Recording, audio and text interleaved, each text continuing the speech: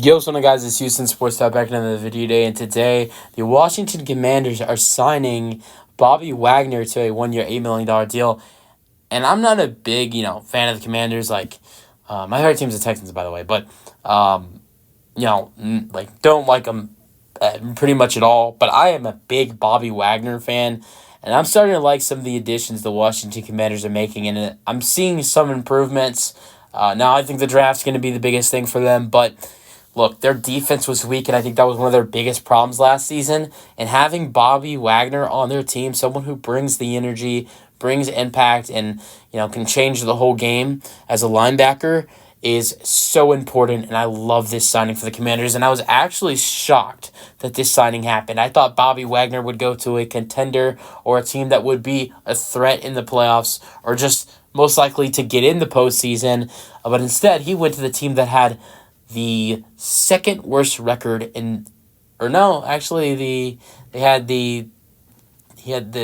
Commanders had the second worst record in the league. The Panthers had the first, the Commanders had the second, and then was the Patriots. So,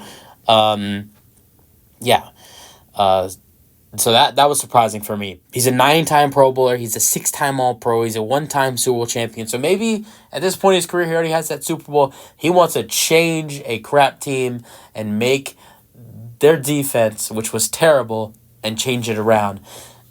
But also, when you got a guy like Dan Quinn, someone who's really well respected for his background with the Atlanta Falcons as their head coach and as the Cowboys defensive coordinator, I think it's something else to note is that Bobby Wagner was really considering joining the Dallas Cowboys.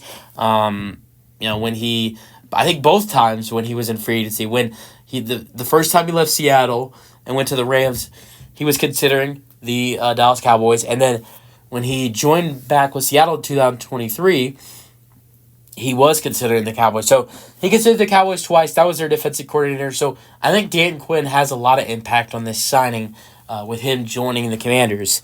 So he played 17 games, 16 starts with Seattle last year as a Pro Bowler. 3 passes deflected, 1 fumble recovery, 3.5 sacks, and 183 tackles. It's the most tackles he's ever had in a season, with 11 tackles for loss. He's a 6-time Pro Bowler, 6-time All-Pro, 9-time Pro Bowler. He's played 185 games in his career with 183 game starts, 13 interceptions, 200 yards returned for 1 touchdown.